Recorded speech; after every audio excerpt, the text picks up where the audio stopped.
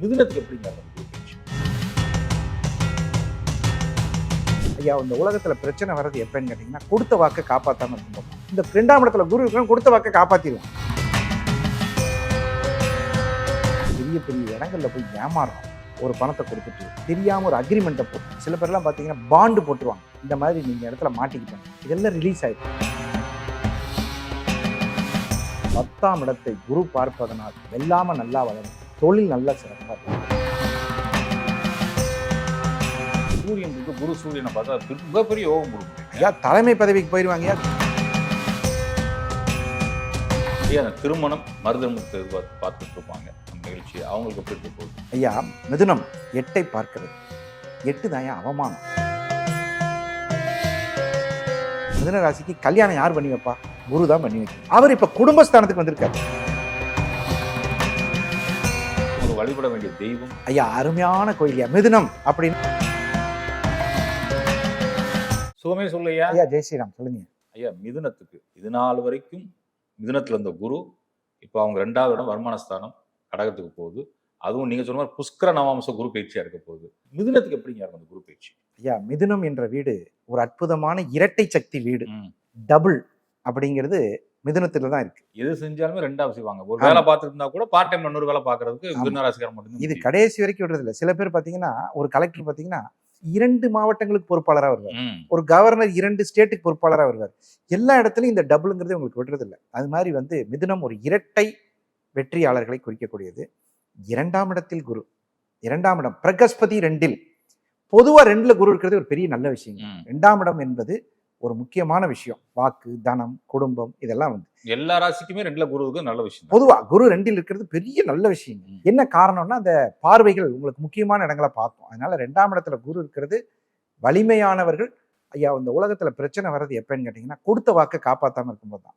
இந்த 2ஆம் இடத்துல குரு இருக்கிறவங்க கொடுத்த வாக்கை காப்பாத்திடுவான். ஏன்னா அவனுக்கு பொய் சொல்ல தெரியாது. 2இல் குரு இருப்பது ஜோதிடம் படிப்பவர்கள், சாஸ்திரம் படிப்பவர்கள், நல்ல வருமானத்தை நோக்கிய பாடப்படிப்பை படிப்பாங்க. எதுல வருமானம் வரும்? ஃபேஷனுக்காக படிக்கவே மாட்டாங்க. ரெவென்யூ ஓரியன்ட் படிப்பு படிக்கிறவங்க 2ல குரு இருப்பாங்க. இப்ப மிதுன ராசிக்காரங்களுக்கு 2ஆம் இடத்துல குரு வந்திருக்கு. இப்ப நேரா பாருங்க, 6ஆம் இடத்தை பார்ப்பார் குரு. அதே மாதிரி 8ஆம் இடத்தை பார்ப்பார் குரு. அதே மாதிரி 10ஆம் இடத்தை பார்ப்பார் குரு. குரு பார்க்க கோடி நன்மைன்றாங்க. 2 மறைவு ஸ்தானத்தையும் பாக்குறாரு, 6ஐயும் பாக்குறாரு, 8ஐயும் பாக்குறாரு. 6, 8, 10. 6ன்னா என்னங்கய்யா அப்படின்னா, நீங்க ஒரு கேள்வி கேட்கலாம். வேலை 6.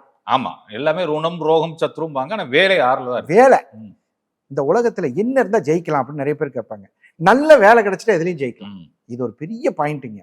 இயற்கையா இவர்களுடைய 6ஆம் அதிபதியாக இருக்கக்கூடிய செவ்வாய் எங்காவது நல்ல இடத்துல இருந்துட்டாருன்னு வைங்க, எங்க 8லயோ அல்லது 10லயோ, அதுலயும் இவருடைய 6ஆம் அதிபதியும் பார்த்துட்ட. 6ஆம் இடத்தை பார்க்கறது 50%. 6ஆம் அதிபதியும் பார்த்துட்டாருன்னா வேலை வாய்ப்பு மிகச் சிறப்பா இருக்கும். இப்ப நீங்க சொல்றத நம்ம உறவுகளும் ஒரு டவுட் வர்றதுனால திருப்பி கேட்டுடுறேன். இந்த 6, 8, 10ல செவ்வாய் இருந்துச்சுன்னா, குரு அதை பார்த்துட்டாருன்னா, அப்ப இன்னும் டபுள் யோகம்ன்றீங்க. டபுள் யோகம், இரட்டை யோகம். அதாவது இந்த ட்வின்ஸ் பிறக்கிறதுல கேள்விப்பட்டிருக்கீங்களா? அந்த மாதிரி தான். அந்த மாதிரி அதிபதியும் பார்த்து, பாவகத்தையும் பார்த்து, காரகத்தையும் பார்த்துட்டு டபுள் யோகம். இப்ப சில பேர்லாம் பாருங்க, 2 விதமான ஒரு வீடு வாங்க போவாங்க. வாங்கிட்டு, ஐயா இதையும் வாங்கிட்டீங்கன்னா பரவாயில்ல, ஐயா காசு இல்லை, இங்க இதை கொடுக்கும் போது அதை கொஞ்சம் பொறுமையா கொடுங்கன்னு 1 ஏக்கர் வாங்க போனவன் 2 ஏக்கர் வாங்குறது, 1 சென்ட் வாங்க போனவன் 2 சென்ட் வாங்குறது. இந்த மாதிரி இரட்டை யோகங்கள் கிடைப்பதற்கு பாவகத்தையும் பார்க்கணும், காரகத்தையும் பார்க்கணும். சில பேருக்கு பாருங்க 2 அண்ணன் தம்பி இருப்பாங்க. அந்த மாதிரி எனக்கு 2 தம்பி சார் அப்படிமா, அதெல்லாம் பார்த்தீங்கன்னா பாவகனையும் காரகனையும் பார்த்தோம். 3ஆம் அதிபதியும் பார்த்திருக்கோம், 3ஆம் அதிபதியினுடைய காரகத்தையும் பார்த்திருக்கோம். அந்த மாதிரி இப்ப இந்த குரு பார்வை 6ஐ பார்ப்பதனால் வேலை உறுதி, 8ஐ பார்ப்பதனால் கண்டங்கள் வராது. பெரிய பெரிய இடங்கள்ல போய் ஏமாறுறோம். எப்படின்னு கேட்டீங்கன்னா, ஒரு பணத்தை கொடுத்துட்டு அல்லது ஒரு வாக்குறுதியை கொடுத்துட்டு தெரியாம ஒரு அக்ரிமெண்ட்டை போட்டுட்டு, சில பேர்லாம் பார்த்தீங்கன்னா பாண்டு போட்டுருவாங்க. இந்த மாதிரி நீங்க இடத்துல மாட்டிக்கிட்டோம், இதெல்லாம் ரிலீஸ் ஆயிடும். கோர்ட்டு கேஸ் வம்பு வழக்கு இருந்துச்சுன்னா ரிலீஸ் ஆயிரும். ரிலீஸ் எல்லா இடத்துலையும் உங்களுக்கு பாசிபிலிட்டிஸ் குட் அப்படின்னு. அந்த 8ஆம் இடத்தில் செவ்வாய் உச்சமாவதனால், 6 குடையவன் தான் அவன், 8ல போய் செவ்வாய் உச்சமாகறதுனால வீடு கட்டி பாதியில நிற்கும். சில பேருக்கெல்லாம் பார்த்தீங்கன்னா, என்னங்க இது பணம் வர மாட்டேங்குது. பணத்தை வச்சுட்டு கட்ட முடியாதுங்க. பேங்க்ல பணம் இருக்கும், ஆனா ஆட்கள் வேலை செய்ய மாட்டாங்க. அப்புறம் கரண்ட் வராமல் போறது, ஏதாவது ஒரு சூழ்நிலையில அது தடைபட்டு நிற்கிறது. இந்த காரியங்கள் எல்லாம் வெற்றி. 8ஆம் இடம். 10ஆம் இடம் கர்மம்.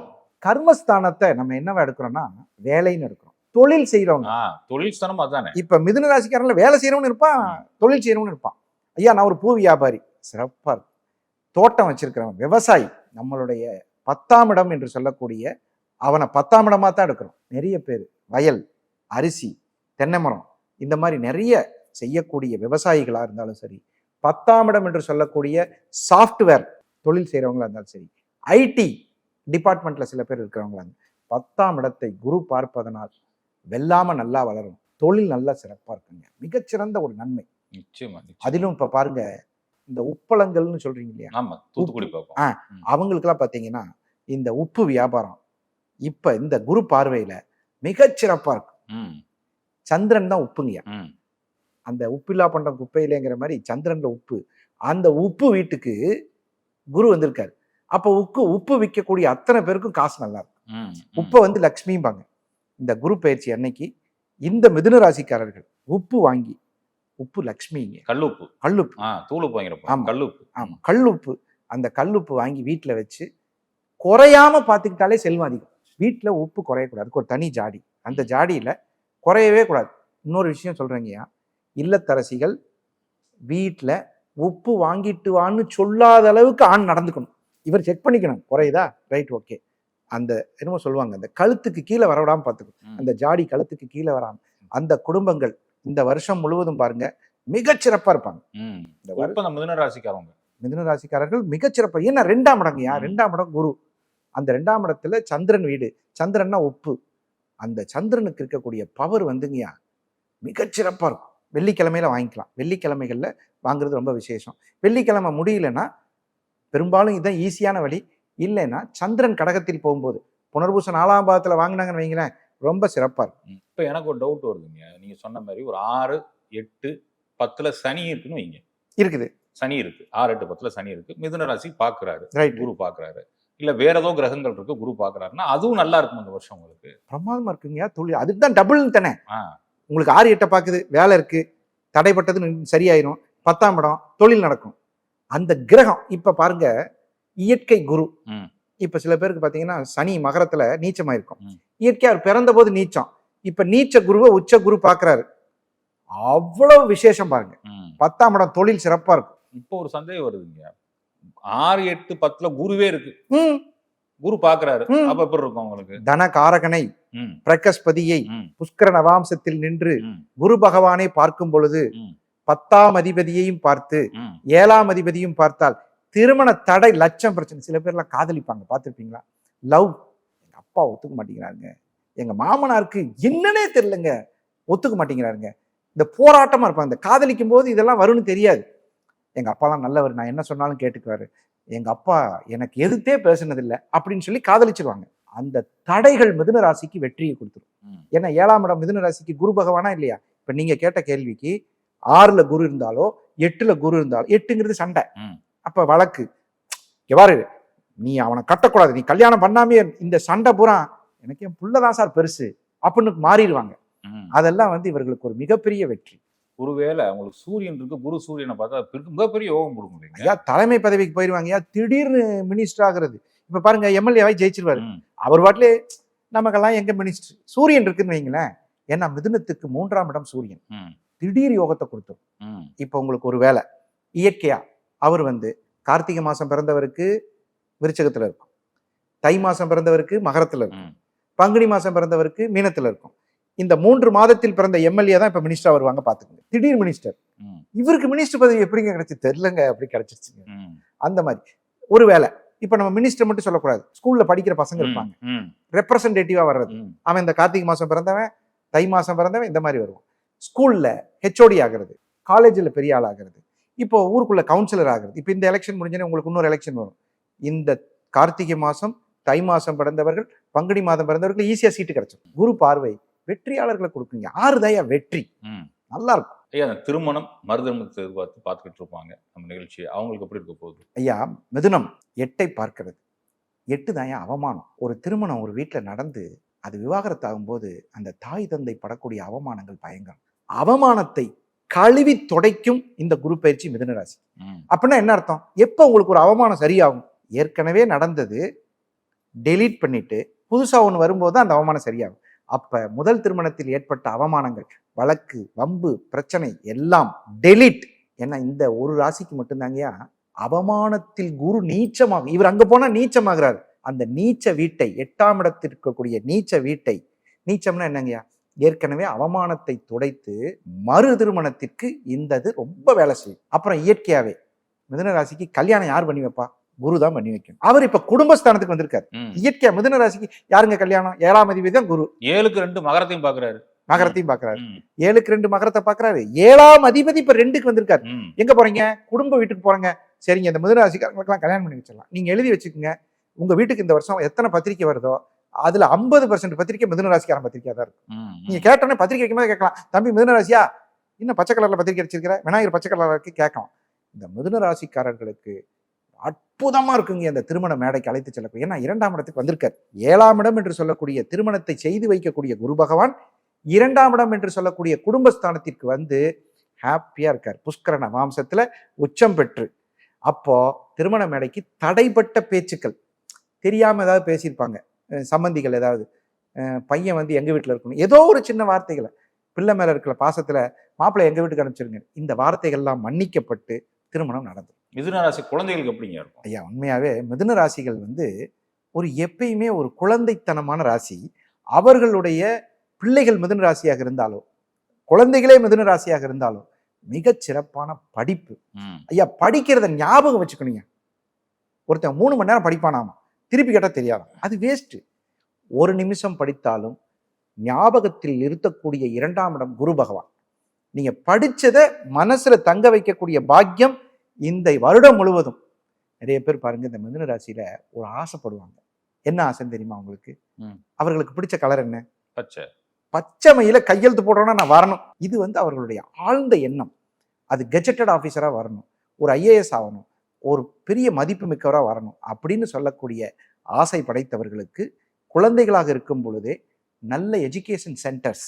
இப்போ நிறைய பேர் பாருங்க பிகாம் முடிச்சிருவாங்க, சிஏ படிக்கிறதுக்கு அகாடமி போவாங்க, நல்ல அகாடமி கிடைக்கும். இப்போ ஒருத்தன் +2 படிக்கிறான், நல்ல டீச்சர்ஸ் கிடைப்பாங்க.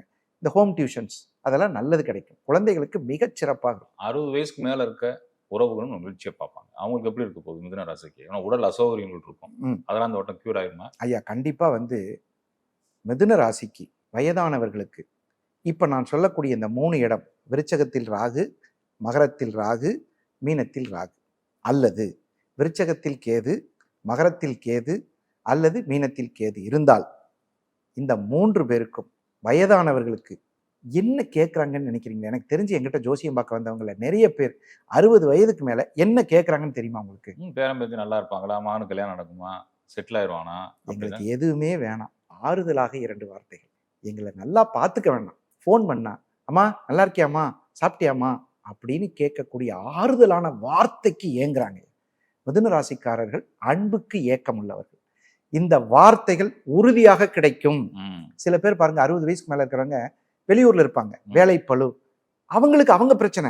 என்கிட்ட வந்து என்ன கேட்பானா, பையன் பேசுறதே இல்லைங்கய்யா, என்னன்னு தெரியல, பேரம்பேத்தியை காமிக்க மாட்டீங்க. இந்த ஏக்கங்கள் உள்ளவர்கள் அத்தனை பேருக்கும் விருச்சகம், மகரம், மீனத்தில் ராகு கேது இருப்பவர்களுக்கு ஆசைகள் நிறைவேறும். 60 வயதுக்கு மேற்பட்டவர்களுக்கு அவங்களுக்கு வேற ஒரு ஆசையும் கிடையாதுங்க.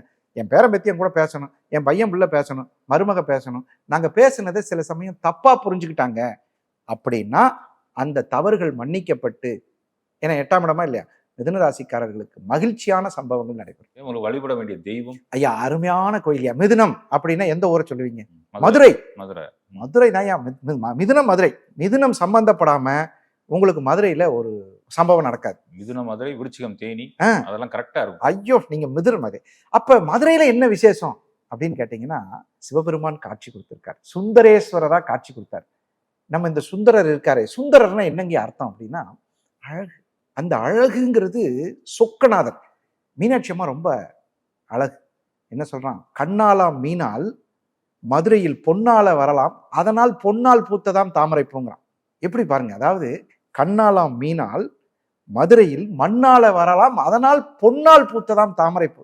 எங்க மீனாட்சி வர்றாங்க, அதனால நான் தங்க தாமரை பூக்குறேன்னு சொல்லி அப்பேற்பட்ட மீனாட்சியே சொக்கி போய் நின்னதான். அதனாலதான் அவர் பேர் சொக்கநாதர்னு பேரு.